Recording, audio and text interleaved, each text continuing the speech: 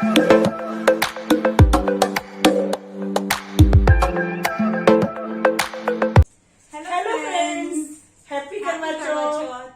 To my channel Delhi nature lover. कैसे हैं आप? उम्मीद करती हूँ आप सब ठीक होंगे। फ्रेंड्स, आज करवा चौथ है और आप सबको करवा चौथ की ढेर सारी बधाइयाँ। और मेरी डॉटर इन लॉ की ये पहली करवा चौथ है, तो हम जितना भी इस ब्लॉग में कोशिश करेंगे, जो भी हम कर रहे हैं सारी चीजें आपके साथ शेयर करें। हमने सुबह के टाइम सरगी खाने के बाद नहा के अपनी सारी करवा चौथ की विधि पूरी की है जो हमारे यहाँ होती है। और इनके मायके से मम्मी पापा वो सारा बायना देके गए थे, और सॉरी वो क्लिप नहीं ले सके क्योंकि हमें उनके जाने के बाद याद आया, हम बातों में इतना मशगूल हो गए थे कि हमने उनकी ना कोई फोटो ली ना वीडियो बनाई। तो उस चीज के लिए सॉरी। बाकी करके हमें बता सकते हो कि आपने अपनी करवा चौथ कैसे सेलिब्रेट की। और ये एक जाटों की करवा चौथ है तो ये बहुत ही फनी होने वाला है व्लॉग, आप देखिएगा जरूर। एक दिन पहले हमने अपना मेहंदी का सेलिब्रेशन ऐसे किया था, घर में ही मेहंदी वाले को बुला लिया और हमने अपनी मेहंदी लगवाई, क्योंकि कोरोना में अभी भी हमें बाहर जाना सेफ नहीं लगा। और यहाँ मेरी बहू अपनी नेल एक्सटेंशन कराते हुए, जो कि आजकल बहुत ही फैशन में है। सुबह के टाइम यहाँ हमने नहा धो के अपनी सरगी की रस्म के बाद मैंने अपनी बहू को उसका दिया बायना बोलते हैं हमारे यहाँ इसे भी। इसमें उसकी साड़ी चूड़ी श्रृंगार का सारा सामान है जिसे वो पहनेगी, और शाम के टाइम इसी में वो कथा सुनेगी अपनी। तो हमारे यहाँ ऐसे ही होता है, क्योंकि हमारे यहाँ पहले करवा चौथ नहीं होती थी, लेकिन अब हम मनाते हैं तो हमें बहुत सारी चीज़ों का कुछ भी ज्ञान नहीं। और अब मेरी बहू जो हमें शाम के टाइम पूज के अपना बायना देते हुए, आपको भी मुबारक हो बिटिया, बहुत बहुत मुबारक हो बिटिया, बहुत बहुत मुबारक हो, सदा सुहागन रहो, दूधो लाओ पूतो फलो, तुम्हारी फुलवाड़ी हमेशा ऐसी हरी भरी रहे और तुम्हें सदा खुश रखे, और हमें ऐसे गिफ्ट मिलते रहे प्यारे प्यारे से। दिल्ली में बहुत ज़्यादा बारिश होगी करवा चौथ को, और हमने अपना जैसे तैसे करके चांद बस ऐसे ही देख लिया। बोलो जय हुई माता की, ये सब भी बोलो, माता की जय। और ये मेरी ओही माता है। यहाँ पे हमने चावल से बनाया हुआ है क्या चौकी, हमारे यहाँ तो इसको बोलते हैं चौक, क्योंकि जमीन नहीं है तो मैं इस तरह ट्रे में बना लेती हूँ। और ये हमारी ओही माता है, और ये मेरी ओही माता की मेरे बेटे की जितनी भी एज है उसके हिसाब से मन के। और यहाँ पे इस बार हमने 2 जोड़ी लगाए हैं, एक जोड़ी उसकी शादी के, एक जोड़ी उसके इसके, क्योंकि हमारे यहाँ ऐसे ही होता है। और ये 2 मटकियां, क्योंकि कच्ची मटकी मैं नहीं लाती, तो मैंने एक बार में ये वाली मटकियां लाई हुई हैं।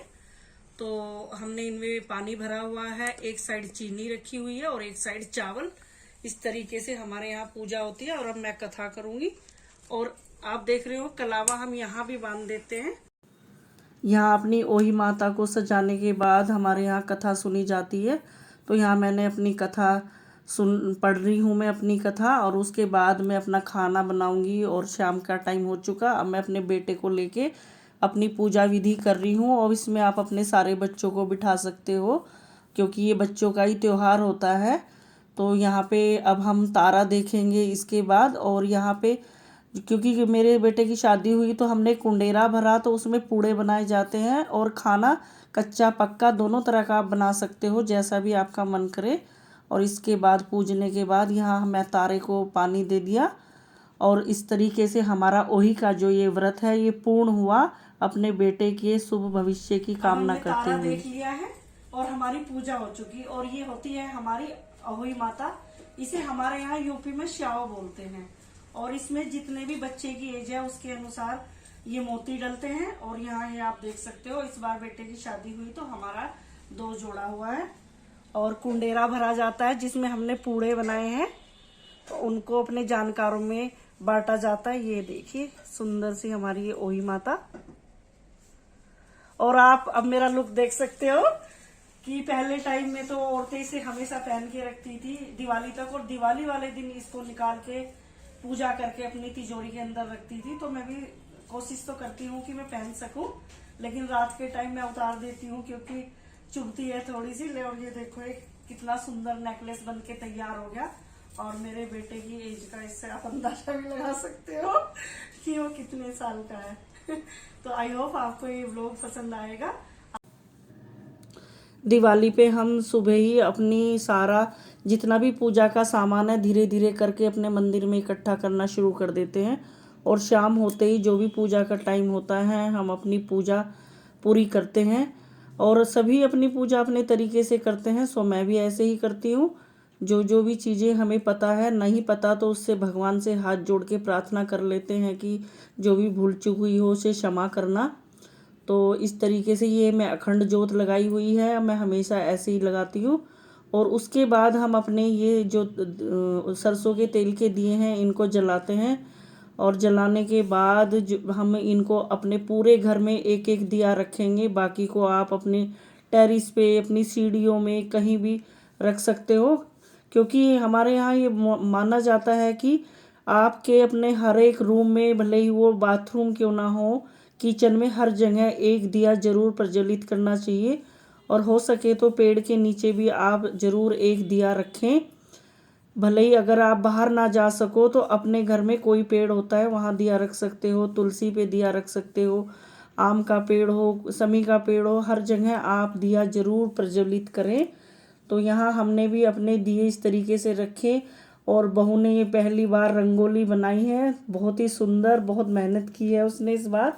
और मेरे को तो बहुत ही अच्छा फील हुआ, क्योंकि मैं देखती थी जिनके घर में बेटियां होती हैं उनके घर में रंग बिरंगी ऐसी रंगोलियां देखती थी, तो मेरा मन भी हमेशा करता था कि काश मेरी बेटी होती और कुछ ऐसा करती। तो इस बार मेरे को बहुत ही अच्छी फीलिंग आई और बहुत अच्छा लगा, और ये एहसास भी हुआ कि बेटियां कितनी ज़रूरी हैं।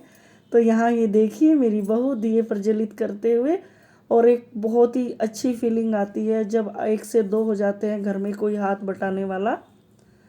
ऐसे हमने सब जगह दिए लगाए, और ये मेन गेट का आप देख सकते हो। और दिवाली का त्यौहार मेरे को वैसे भी बहुत ही पसंद है, बहुत ही खूबसूरत रंगोली, दिए, लाइट, फ्लावर, वाकई इतना कलरफुल त्यौहार है ये। बहुत ही लगता है ना कि लक्ष्मी जी भी आएंगी तो खुश हो जाएंगी देख के कि हाँ भाई अच्छे से मनाया है। और यहाँ पे ये कुछ कैंडल जो हमें गिफ्ट में मिली थी, तो मैं बहुत सारा जो डेकोर है आपको पहले ही अपने डेकोर वीडियो में दिखा चुकी हूँ। तो ये आज का फाइनल है कि दिवाली पे हमने कहाँ कहाँ कैसे कैसे दिए जलाए थे।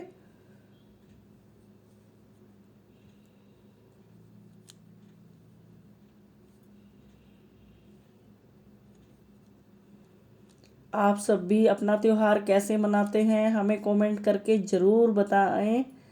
और मेरे को तो बहुत ही अच्छा लग रहा है। यहाँ फिर से आप देख सकते हो मैंने अपनी परात में ही अपनी दियो और फूल से रंगोली बनाई है। और ये एक चहुमुखी दिया है जो सरसों के तेल का पितरों के नाम का हमारे यहाँ जलाया जाता है। इस तरीके से सभी जगह हमने एक एक दिया रखा, और हमेशा ये भी प्रोटेक्शन का ख्याल रखते हुए दिए लगने चाहिए कि कहीं किसी चीज़ का जलने का डर ना हो। अक्सर बहुत सारे हादसे हो जाते हैं दिवाली के दिन, तो आप ज़रूर चेक कर लें कि आपका दिया सही है। तो क्योंकि दिए से तेल टपकता रहता है, तो मैंने अब बहुत सारी प्लेट और कटोरियों का यूज़ किया है ताकि बाकी चीज़ें ख़राब ना होएं।